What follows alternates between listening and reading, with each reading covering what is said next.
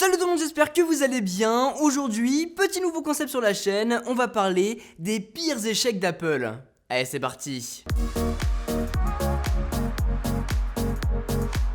Vous connaissez tous très bien Apple, on en parle assez régulièrement sur la chaîne, que ce soit pour parler d'iPhone, mais aussi de MacBook, de l'Apple Watch, on va avoir les AirPods, on va avoir le HomePod et j'en passe bien sûr. Mais avant d'être le Apple qu'on connaît aujourd'hui, il y a eu bien des erreurs, en termes de produits mais aussi en termes de services, et assez récemment aussi. J'espère en tout cas que ce nouveau concept vous plaît, et d'ailleurs si vous voulez participer, n'hésitez pas à me mettre en commentaire de compléter un petit peu toutes ces erreurs et ces échecs en mettant pour vous quelle est la plus grosse erreur d'Apple. Le premier échec dont on va parler dans cette vidéo, c'est au niveau de l'Apple III. L'Apple III, c'est le successeur de l'Apple II qui a été un énorme succès d'Apple, qui a d'ailleurs lancé la compagnie à l'époque. J'avais d'ailleurs pu aller au musée d'Apple à Prague où j'avais vu toutes les déclinaisons qui étaient présentes sur place et c'est juste énorme. L'Apple III, c'est du coup l'Apple II un petit peu surboosté avec plus de performance, mais c'est surtout un projet adopté par Steve Jobs qui a voulu le remanier un petit peu à sa sauce en enlevant le ventilateur pour qu'il fasse plus du tout de bruit. Dans le principe, c'est hyper cool parce qu'à l'époque, en général, l'ordinateur, l'unité centrale était placée dans le salon. Et dans le salon, quand on mange, on n'a pas envie d'entendre un brouhaha insupportable derrière. Le problème étant, vu qu'il n'y a pas de ventilateur à l'intérieur, l'ordinateur ne pouvait pas se refroidir et apparemment les composants gonflaient et se dégonflaient quand on éteignait la machine. C'était juste horrible et du coup, il tombait tout le temps en panne. Dû à ce problème hyper récurrent, en plus d'avoir un prix exorbitant à sa sortie, je crois que c'était 4300$, et en plus d'être sorti un an après sa sortie officielle à cause de problèmes techniques sans doute, et bah c'était un gros échec. Le deuxième échec dont on va parler, c'est encore un produit et il s'appelle le Lisa. Le Lisa, c'est le premier vrai projet de Steve Jobs qu'il a voulu mener à bien. Il en avait vraiment marre de l'Apple II, de l'Apple III, il a voulu mettre tout ça de côté pour se concentrer sur son projet et le mener de A à Z. Ce qu'il voulait faire avec le Lisa, c'est vraiment choper les meilleurs composants qui existaient aujourd'hui et c'est d'ailleurs ce qu'on voit très bien dans le film Jobs avec Ashton Kutcher. J'adore ce film. Ce qu'il voulait faire, c'est du coup avoir des composants au maximum, avoir vraiment les meilleurs perfs du marché, mais aussi avoir un système d'exploitation qui fonctionnait de A à Z. Et c'est d'ailleurs à ce moment-là que je crois qu'ont été conçus les premiers logiciels sous Mac. C'est d'ailleurs l'un des premiers ordinateurs à avoir un clavier et une souris qui sont séparés et surtout une interface graphique qu'on va pouvoir regarder et avec laquelle on va pouvoir interagir parce qu'avant c'était vraiment horrible. Le Lisa était du coup hyper révolutionnaire à l'époque étant donné qu'on avait vraiment une vraie interface. Le problème c'est que ça coûtait hyper cher, on était aux alentours des 10 000$, environ 70 000 francs c'est pour vous dire. Donc voilà, c'était excessivement cher et le problème c'est qu'il s'est pas vendu. Voilà, donc du coup, deuxième échec d'Apple. On va maintenant parler d'une autre machine chez Apple, parce qu'avant c'était un petit peu l'hécatombe. Quoi qu'il en soit, on va parler du Macintosh portable. Le Macintosh portable, j'en avais pratiquement jamais entendu parler. J'avais brièvement vu de loin, mais jamais en détail. Et du coup, j'ai bossé un petit peu le sujet ici pour vous en parler. On va du coup prendre un Macintosh. On va prendre le format d'une valise et du coup, on va essayer de mixer un petit peu les deux pour avoir un Macintosh portable. Plutôt transportable, parce qu'en fait, il était obligatoirement branché sur secteur pour pouvoir fonctionner. Donc, vous pouvez pas le prendre comme un ordinateur classique comme on a un MacBook Pro et le déplacer à gauche à droite, il fallait absolument le brancher sur secteur. Quoi qu'il en soit, c'était assez révolutionnaire à l'époque puisqu'on pouvait transporter son unité centrale. Avant c'était un gros machin qui ne bougeait pas, qui était dans le salon comme on disait tout à l'heure, mais c'est un truc qui ne bougeait pas. Le problème du Macintosh portable, c'est qu'en plus de coûter 6500$, ce qui était excessivement cher à l'époque, qui était encore plus lent qu'un Macintosh de bureau, et bah il était intransportable parce qu'il pesait plus de 7 kg. On peut du coup pas vraiment appeler ça un ordinateur portable, c'est pour ça qu'on l'appelle plus transportable. Il avait pas mal de défauts et d'ailleurs Apple, 2 ans après seulement, a sorti le PowerBook 100 qui a vraiment l'esthétique d'un ordinateur portable qu'on peut connaître aujourd'hui. Bon, apparemment en 1991 il y a eu quelques upgrades, notamment au niveau du trackball. C'est en fait une sorte de trackpad mais avec une bille comme on pouvait avoir dans les souris à l'époque, et du coup ça a été un petit peu mis à jour, il était un petit peu plus puissant, mais ça n'a pas marché. Tu t'en souviens? Non, tu t'en souviens pas. Parce que ça a pas marché.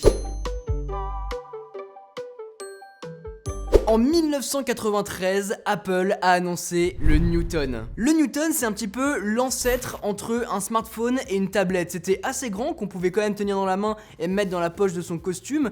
Et dessus, on pouvait avoir ses contacts, on pouvait avoir ses mails, on pouvait avoir pas mal de choses. C'était quand même un produit assez lourd dont les professionnels pouvaient notamment se servir avec un stylet. Et oui, Apple avait un stylet à l'époque dans ses produits pour pouvoir interagir, notamment de façon manuscrite pour prendre des notes, pour faire pas mal de choses dessus. Donc c'était un petit peu le pense-bête du professionnel avant d'avoir l'application Notes sur son iPhone. C'est un petit peu ça. Et pour l'anecdote, quelques années plus tard, Apple s'est resservi de toutes les lignes de code pour avoir l'aspect manuscrit quand on écrit avec le Newton sur son Mac dans macOS.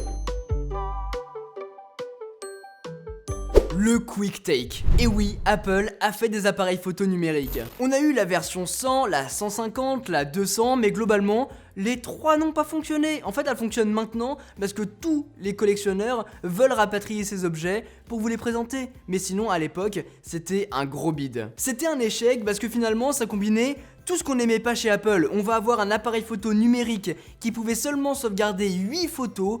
On pouvait pas du tout mettre de carte SD à l'intérieur et on pouvait pas non plus synchroniser sur un PC. C'était obligatoirement via un Mac qu'on pouvait le faire. Bon, ça a été un petit peu corrigé par la suite et du coup on pouvait synchroniser ces photos à la fois sur macOS mais aussi sur Windows. Mais sinon, 8 photos. 8 photos, sachant que la concurrence commençait à émerger, on avait des Canon, des Nikon, des Fujifilm, même si l'appareil photo a notamment été créé en collaboration avec ces marques-là, notamment Kodak ou bien Fujifilm, et bah c'était un gros échec. Et puis je connais pas trop tous les appareils photo numériques de l'époque, mais par contre sur le Quick Take, on avait une caméra de 0,3 mégapixels, ce qui était c'était pas ouf hein. La pipine. La pipine, vous aussi vous connaissiez pas? Et bah voilà, Apple a fait une console. Bon, c'est pas vraiment eux qui l'ont fait de A à Z puisqu'ils étaient en collaboration avec Bandai, mais c'est Apple qui a quand même conçu le produit, conçu une console. Elle a été conçue en 1996, donc juste avant ma naissance, et cette console-là a été terminado en 1997, soit un an plus tard. Et même si cette console était un échec commercial, notamment à cause de la concurrence qui était hyper accrue, on avait la Nintendo 64 en face, on avait la Sega Saturn, on avait la PlayStation One, et bah c'était une console qui était quand même assez intéressante. C'était la première console qui se servait des matériaux informatiques pour pouvoir jouer dessus. Donc en gros, ce que vous faites aujourd'hui pour jouer à Minecraft sur votre ordinateur, et bah à l'époque la pipine le faisait, mais du coup, et bah le catalogue de jeux il était hyper mince, il y avait quasiment rien dessus, et quand en face t'as une PlayStation One avec Time Crisis ou bien Tomb Raider, et bah ça peut pas faire la compétition. Et puis vous pouviez aller sur internet, mais bon, pour y faire quoi? On rentre dans les années 2000 et là Apple annonce le Power Mac G4 Cube, un ordinateur dont la particularité c'est qu'il était tout petit, un petit peu l'ancêtre du Mac Mini finalement. Ce qui était très cool avec cet ordinateur c'est qu'il était tout petit, bien plus petit que tous les ordinateurs qu'on pouvait avoir chez la concurrence et il était hyper coloré, un petit peu comme l'iMac G3 ou le Mac Clamshell, je crois que ça se prononce comme ça, qui était hyper beau. Moi j'adorais ce truc là, avoir une coque transparente mais colorée. J'aurais kiffé l'avoir. Ce qui était hyper cool avec ce G4 Cube, c'est que déjà de 1, il avait pas de ventilateur à l'intérieur, donc il était très silencieux. Il avait un système de puits apparemment où en fait l'air circulait à l'intérieur de la machine, du coup ça se refroidissait automatiquement. Ce qui était cool, c'est qu'on avait toutes les prises qui étaient en dessous, on pouvait modifier les composants, donc si on voulait rajouter de la RAM, des choses comme ça, eh bien on pouvait, mais à cause de son prix et à cause de son manque de capacité j'imagine, eh bah Apple a décidé d'avorter le projet un an plus tard. Et pour l'anecdote, vous savez, le système du puits, donc du coup on n'a pas de ventilateur mais l'air circule, et ben ça a été repris directement sur le Mac Pro. Voilà. Alors celle-là, si vous la connaissez, vous êtes très fort. En 2008, Apple a créé MobileMe, cette plateforme qui vous permet pour 99 $ par an de vous connecter et d'avoir accès à plein de services. On pouvait dessus synchroniser directement notre agenda, on avait du stockage pour pouvoir mettre nos photos notamment. C'était un petit peu l'ancêtre d'iCloud qui d'ailleurs a été créé pas loin de 3 ans plus tard. Mais apparemment, au moment du lancement de MobileMe, et bah personne n'était au rendez-vous parce qu'en fait le service ne fonctionnait pas. Donc au final, il a été lancé avec personne dessus. Donc ça a été un énorme échec. Et comme je vous disais, quelques années plus tard, a été créé iCloud qui regroupe tout ça, mais qui fonctionne bien mieux, hein. Voilà. Donc iCloud, je sais pas si vous l'utilisez aujourd'hui, mais ça fonctionne très très bien. Et ça fonctionne très bien aussi, même s'il y a eu un moment, ça a bidé. Mais on va en parler.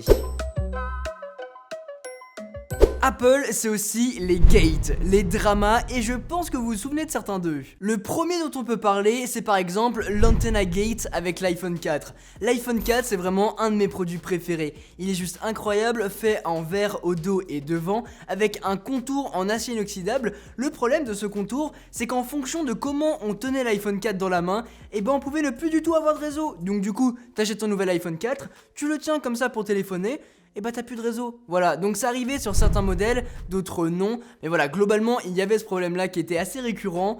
Et ça a fait parler d'eux. Le drama est allé tellement loin qu'Apple a dû s'excuser publiquement pour ça et a proposé aux utilisateurs d'iPhone 4 de remplacer gratuitement le leur et en plus d'avoir une coque.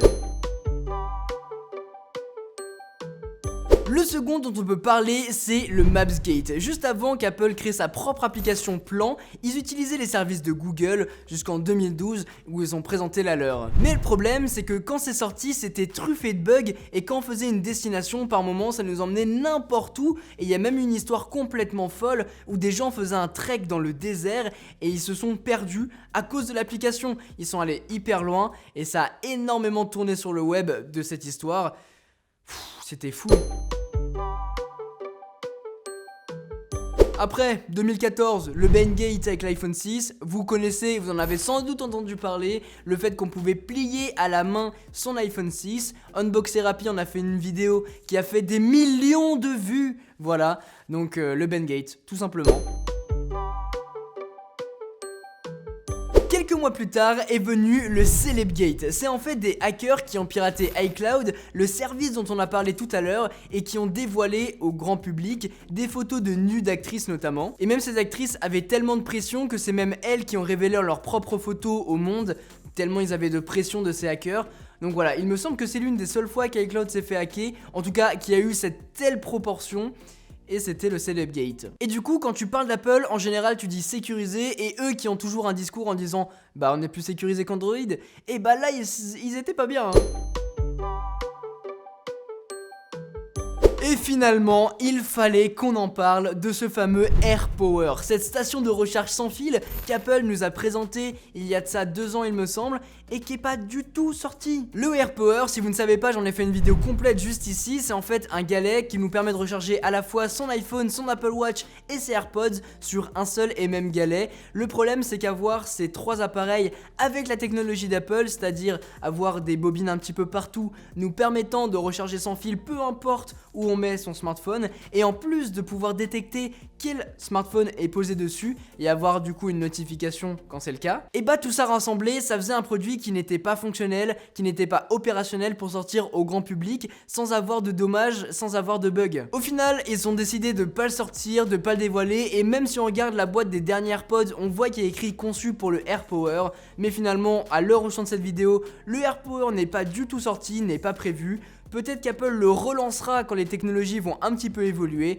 Pour l'instant, le produit et le projet est mort et enterré. Voilà en tout cas les amis pour cette vidéo, j'espère vraiment qu'elle vous a plu. Si c'est le cas, n'oubliez pas de mettre un gros pouce bleu, de vous abonner et d'activer la cloche pour ne pas manquer toutes les prochaines. Ça m'a fait vraiment super plaisir de vous retrouver ici pour parler des pires échecs d'Apple. C'est un concept qui me trottait dans la tête depuis quelques temps et j'avais vraiment envie de vous le faire, mais c'est un concept qui peut se décliner sur d'autres entreprises. Et d'ailleurs, si vous avez une entreprise en tête, n'hésitez pas à me la mettre en commentaire. On se retrouve donc dès lundi pour une prochaine vidéo. Sur ce, c'était Quentin, passez tous une très bonne journée.